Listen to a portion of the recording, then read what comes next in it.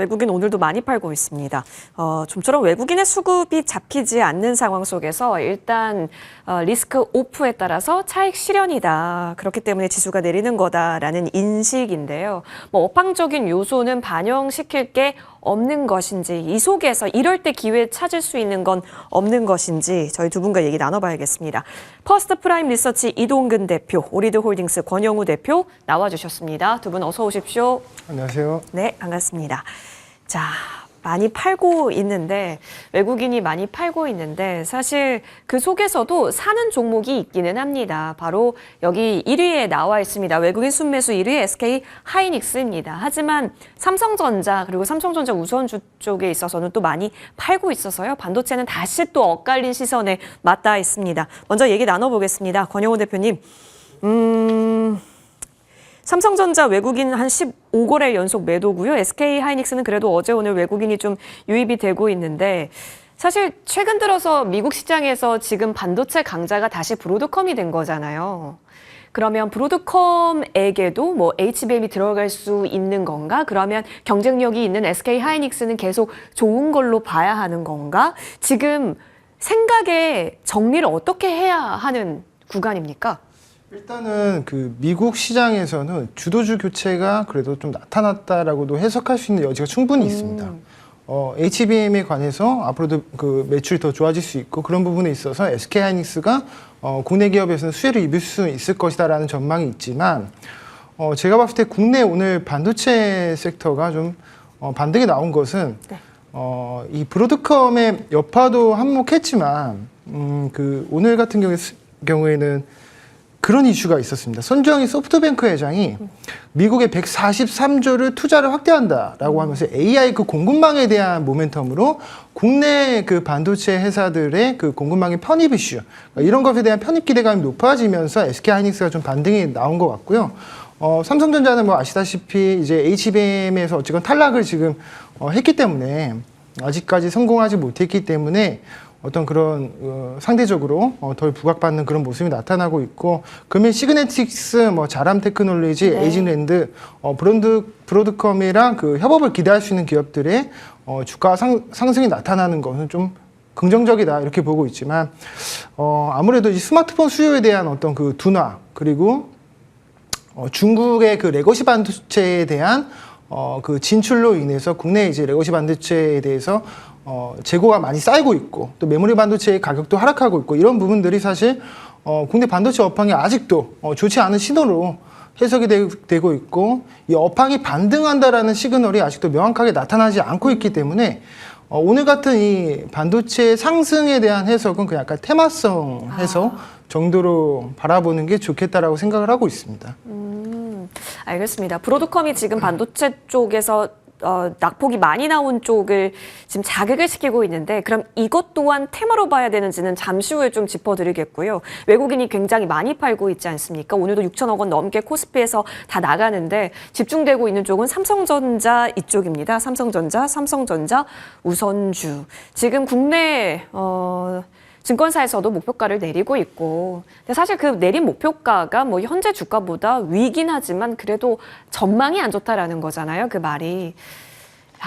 이동근 대표님. 네. 지금 4분기랑 내년의 실적 추정치도 하향을 내리고 있다는 것은 지금 삼성전자에게는 사실상 기회라고 생각해 볼 수 있는 부분이 없는 것 같습니다. 다만 19일에 회의가 있는 것 같기는 한데 기대 요인이 있을까요? 사실 이제 지금 삼성전자의 주가만 놓고 보면요. 이런 악재들이 과연 이제 그런 거죠. 지금의 주가 수준은 이전에도 그런 말씀 드렸지만은 이런 악재들을 어느 정도까지 반영을 하고 있느냐의 여부에 중요한 어떤 그런 지금 포인트가 있다고 말씀드릴 수가 있을 것 같고요. 외국인 매도는 거의 이제 상수가 돼버렸어요. 외국인은 뭐 지금 사지 않고 있으니까. 예. 다만 주가가 그렇다고 해가지고 뭐 급락을 하거나 하진 않아요. 이제는 어느 정도. 그러니까 무슨 얘기냐면은 이제는 어느 정도 이제 좀 견고한 어떤 그 저점에 대한 그런 인식들은 좀 있는 것 같아요. 그러니까 이전에도 그런 말씀 드렸습니다만은 결국 이제 한 53,000원 레벨 정도에서 맞아요. 요번에 네. 이제 그 어떤 그 정치적인 이슈가 부각이 됐을 때도 순간적으로 장중에 이 52,000원을 찍었지만은 거기서는 53,000원을 금방 회복을 했거든요. 그리고 그 위에서 움직였다는 얘기죠. 그러니까 무슨 얘기냐면 지금 실적 부진이라든가 업황에 대한 전망이라든가 이런 부분들, 그리고 뭐 이제 그 증권사들의 목표가 하향이라든가 이런 부분들이 뭐 새로울 것이 없어요. 이제 뭐 모든 증권사들이 지금 그렇게 보고 있기 때문에 이게 그렇다면 이제부터 남은 건 결국은 오늘 이제 어느 증권사의 리포트를 보니까 내년 1분기 정도가 바닥이 아니겠느냐라는 그런 1분기. 뉘앙스의 어떤 예. 그런 이제 그 리포트가 나왔던데 결국 그런 부분들이 어느 시점에 항상 선반영이 된다라는 거죠. 그러니까 지금 주가가 어느 정도 바닥에서 좀 이제 바닥을 확인하는 과정에 있지만은 결국 여기서는 어떻게 보면 이제 역으로 뭔가 아주 작은 호재만 나오더라도 주가가 이제 반등을 할 수 있는 또 그런 또 여진 충분히 있다라는 거예요. 그렇기 때문에 지금은 사실은 굉장히 좀 지루한 구간입니다. 그러니까 뭐 지금 뭐 여기서 뭐 저점 매수하기도 어렵고 그렇다고 해서 여기서 뭘 또 매도하기도 어려운 구간이에요. 그렇기 때문에 지금 어떻게 보면은 지금은 결국은 조금 이제 인내 시간이다라는 말씀 드릴 수가 있을 예. 것 같고요. 결국 말씀드렸다시피 일단 실적의 바닥 확인, 그리고 이제 어떤 업황의 턴어라운드 확인, 또 무엇보다도 삼성전자 같은 경우는 이제 HBM의 어떤 편입이라든가 이제 어떤 이제 이런 부분들 테스트 통과라든가 이런 부분들이 향후에 어떻게 진행되느냐 여부에 따라서 주가의 어떤 모멘텀으로 작용할 수 있는 그런 상황이다. 이렇게 좀 말씀드릴 수가 있을 것 같습니다. 네, 다올에서도 트레이딩 구간이 지속되고 있다라고 얘기를 하던데 이동근 대표님께서 말씀해주고 계시는 그 라인대 52,000원 그리고 6만 원 사이에서의 움직임인데 이걸 돌파할 수 있느냐는 뭐 외국인 수급도 중요할 거고 재료적 가치도 많이 부각이 되어야 할 것 같습니다. 그럼 지금 반도체 씬에서 다시 시선이 쏘이는 곳은 브로드컴인데 브로드컴이 지금 과대 낙폭된 우리나라 시장 관련주 중에서요, 뭐 가온칩스라든지 진짜로 뭐 디자인 하우스 아니면 유로모픽 쪽 IP까지 들썩이게 합니다. 근데 이게 아까 전에 권영호 대표님께서 테마성이라는 단어를 붙여주셨거든요. 주식시장에서 테마성이라는 단어가 붙는다라는 것은 접근은 가능하되 빨리 빠져나와야 되는 것처럼 느껴지게 합니다. 지금이 그런 거예요? 지금 일단은 소부장 쪽은 그렇다라고 생각을 하고 있고요.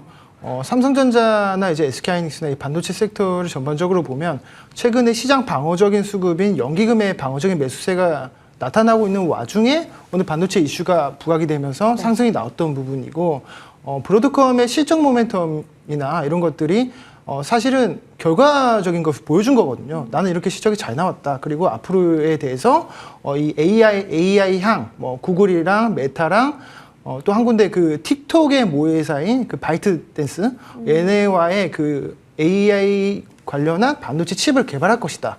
이런 기대감으로 상승한 것인데 그동안 사실 브로드컴이 이제 AI 칩을 개발하고 국내 주식에 있는 그 기업들 중에서 누군가가 어떤 기업이든 수혜를 받았더라면 이미 시장에 노출이 됐을 겁니다. 근데 아직 명확한 어떤 수혜에 대한 그 섹터나 업종이나 이런 것들이 이제 명확하게 옥석가리가 나타나지 않았고 단순히 어떤 그 브로드컴이 이 반도체 엔비디아가 이제 눌리면서 브로드컴이 10% 이상 급등이 나왔기 때문에 이런 부분에 대한 어떤 상징성이 국내 오늘 반도체 그 투심을 많이 개선시켜줬다 정도로만 해석을 하고 있고요. 앞으로 있어질 만약에 AI 향 반도체의 설비 투자에 대한 수혜를 좀 더 거기에 포커스를 맞춰본다면 당연히 저는 한미 반도체 쪽이 더 괜찮다라고 생각을 하고 있거든요. 아무래도 TC 본더 그 장비계의 1등, 뭐 국내에서 이제 장비 업계 HBM의 아버지다, 뭐 이런 이야기가 있기 때문에 한미 반도체가 역시나 대장 노릇을 하더라도 대장 노릇은 한미 반도체가 할 것이다 이렇게 생각을 하고 있습니다. 그래서 가온칩스나 뭐 오늘 자람 테크놀로지, 뭐 에이징 랜드 이런 소부장 기업도 좋지만 네. 그래도 이제 기술과 경쟁력을 입증한 한미 반도체가 향후에 끌고 가는 전략으로는 좋겠다라는 생각을 하고 있습니다. 추가적으로 하나만 질문 드려볼게요. 네. 리노공업이랑 ISC도 최근에 움직임이 나오잖아요. 여기 우리 관심 둬야 됩니까, 대표님? 사실 이제 그런 거죠. 지금 우리가 얘기하는 이제 밸류체인에 있는다든가 어떤 그 소부장 관련주들에 대해서는 약간 좀 개별적인 그 이슈들이라든가 이런 부분들이 상당히 좀 뭐랄까 좀 그 주가에 그대로 반영이 되고 있는 네. 그런 모습이에요. 사실 뭐 리노업도 마찬가지고 네네. 뭐 ISC도 마찬가지고 이제 그런 뭐 어떤 주가의 흐름들이 나타나고 있다라는 거예요. 그러니까 리노업 같은 경우도 사실은 굉장히 그 우리가 시장에서 좀 부각이 됐던 종목인데 오랫동안 이제 빠져왔었단 말이죠. 그죠. 계속해서. 이게 아시겠지만은 올해 5월에 30만 원이었어요. 그런데 이게 지금 14만 원까지 빠졌다가 지금 이제 올라오는 거예요. 그러니까 이거는 어떻게 보면은 지금 올라오는 거에 대해서 저는 크게 뭐 그 정도 올라올 수 있지라는 생각이 드는 거죠. 왜냐하면 워낙 많이 빠져 있었기 때문에. 그래가지고 사실 이런 부분들을 좀 추세라고 얘기하기는 어려운 거예요.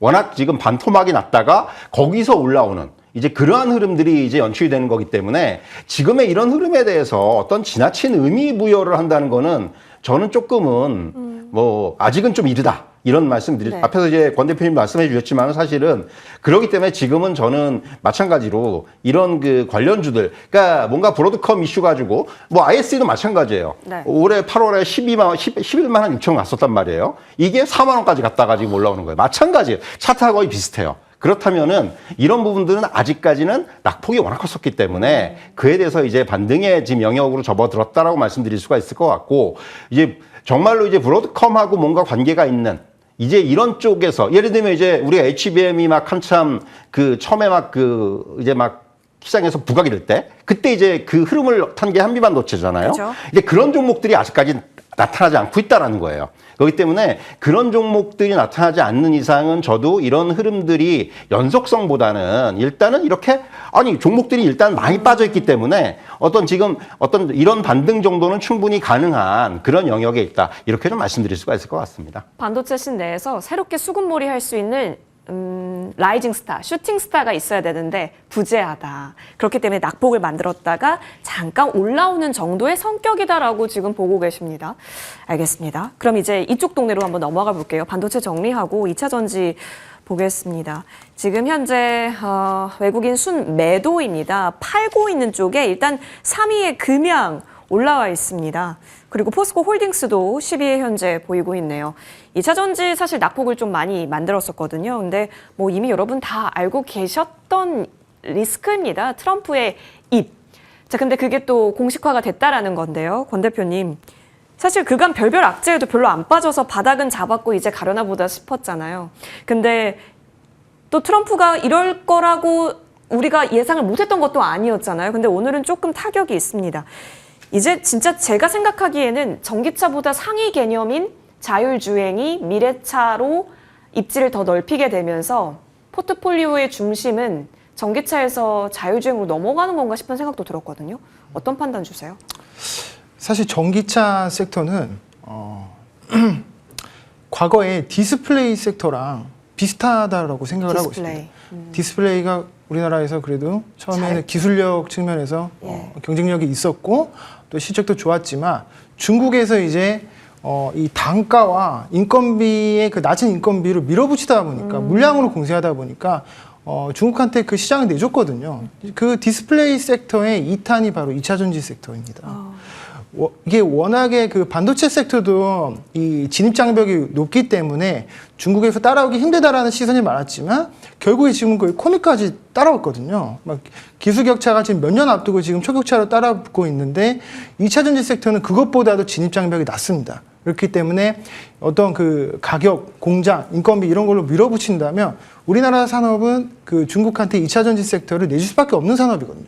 이건 사실 기정사실화가 어느 정도 된 부분이고 그래도 지금 어떤 그 에지 에너지 솔루션이라든지 대형 배터리 셀이 그래도 아직까지 가지고 있는 어떤 입지라든가 뭐 이런 것들이 있기 때문에 그나마 이제 주가가 좀 방어를 하고 있는 모습이 나타나고 있고 최근에 이제 트럼프 정권 들어서면서 오늘 좀 하락을 주도했던 건 뭐냐면 전기차 지원을 축소한다는 어떤 그 트럼프 정권의 발언보다도 이 배터리 소재에 대한 관세 정책이 오늘 하락을 좀 야기했다라고 저는 보고 있습니다. 아마도 이제 중국을 겨냥한 것 같은데 참 2차 전지는 이 바람잘나 없다라는 표현이 정말 잘 어울리는 그런 상황인 것 같고요. 내년까지는 트럼프 행정부의 그 규제나 입법이 아마 3월 초에서 4월까지는 윤곽이 좀 나올 것 같거든요. 그래서 2차 전지 전체 섹터에 대한 어떤 불확실성이 좀 계속 좀 커질 수 있다 이렇게 보고 있고, 앵커님께서 말씀하신 것처럼 이제 자율주행이 입지가 더 커지기 때문에 2차 전지 업황의 어떤 그 상승 매력보다는 아마 자율주행 기술이라든지 혹은 그러니까 완성차에 들어가는 어떤 부품 관련주들 이런 쪽들이 좀 더 주목받을 수 있는 시기가 다가오지 않을까라는 생각을 하고 있습니다. 실질적으로 비중을 언제 확 늘려야 되고 언제 확 줄여야 하는가에 대해서는 취임 이후에 또 변화가 있을까 싶긴 한데요. 그때 그러면 또 변화가 있을 때 짚어주시면 좋을 것 같습니다. 저희 바이오로 한번 넘어가 보면 좋겠습니다. 바이오는 이동근 대표님과 얘기 나눠볼게요. 오늘 인벤티지랩이 상한가를 들어갔잖아요. 이제 페트로는 뭐 보합권으로 나오고 있는데 인벤티지랩 장기 지속형 주사제형 플랫폼 보유하고 있습니다. 관련해서 특허 얘기가 나온 거고요. 그러니까 비만은 돌아가면서 잘 가는 것 같아요, 대표님. 그 말은 즉슨 비만의 끈을 놓치지 말아라로 우리는 받아들여야 합니까? 지금 제약바이오 다른 거 알보리펩 쉬어갈 때 비만만큼은 다시 무너지면 일어서는 그 힘이 대단하잖아요. 오히려 더 든든해요. 사실 이제 비만 관련주들이 말씀하신 대로 사실 상대적으로 이제 그 시세가 계속해서 유지가 되는 부분들은 그만큼 시장에서 가장 핫하기 때문이죠. 그러니까 이게 단순히 우리나라뿐만이 아니라 글로벌 시장에서 가장 핫하잖아요. 그러니까 그렇기 때문에 사실 엄밀히 얘기하면은 지금 우리나라 이런 그 비만 관련주로 분류가 되는 종목들이 물론 이제 유통이라든가 이런 쪽에서는 분명히 이제 연관이 있겠지만은 아직까지는 이제 어떤 확실한 어떤 제품이라든가 이런 부분까지 도달하진 못했잖아요. 그럼에도 불구하고 사실 향후의 어떤 가능성이라든가 기대감이라든가 오늘 인벤티지랩도 이제 대표적으로 위고비하고 이제 기전이 같기 때문에 결국 그런 부분들이 이제 부각이 확 되면서 상한가까지 만드는 이러한 흐름들이 나타나고 있는 거예요. 결국 항상 우리가 바이오 업종에서 좀 세부적인 섹터에서의 움직임을 보면은 이러한 경우들이 과거에도 많았거든요, 사실은. 이제 뭔가 어떤 글로벌 시장에서 굉장히 좀 부각이 되는 그러한 어떤 그 제품이라든가 약품이라든가 이런 쪽에서 이제 우리나라 이제 관련주들이 묶이는 경우들이 많은데 어쨌든 간에 저는 이런 그 비만 관련주들의 움직임은 단순히 이제 우리나라만의 움직임이 아니고 이제 글로벌 어떤 시장의 어떤 트렌드를 좀 따라가는 움직임이다. 다만 분리해야 되는 것은 결국 아직까지는 비만 관련주들, 우리나라 비만 관련주들이 확실하게 어떤 임상이라든가 또는 그 제품의 어떤 제품화라든가 이런 부분들까지는 조금 넘어야 될 산들이 있는 거죠. 그렇기 때문에 그런 부분들이 또 어느 순간에 갑자기 또 악재로 돌변할 수도 있어요. 그렇기 때문에 그런 부분들을 항상 염두에 둬야 됩니다. 그러니까 비만 치료제 관련주들을 우리가 이제 주목하시는 분들은 그런 부분들까지 생각을 하시고 그래야지만이 어느 정도 이제 그런 또 어떤 리스크 상황에서의 대응이 된다. 이런 말씀을 좀 드릴 수가 있을 것 같습니다. 그럼 지금은 4848 구간으로는 활용은 괜찮은 거죠? 알겠습니다. 자, 그러면 권 대표님 셀트리온 질문 드려보고 싶습니다. 올 것이 왔다라는 표정이신데. 그 PBM 등재가 셀트리온 제품군이 많이 또 확보했다라고 해서 그게 호재성처럼 들렸잖아요. 근데 트럼프 당선인이 그 PBM 없애겠다 이런 식으로 얘기를 하면 이게 셀트리온에게 있어서는 어떤 의미인 거예요?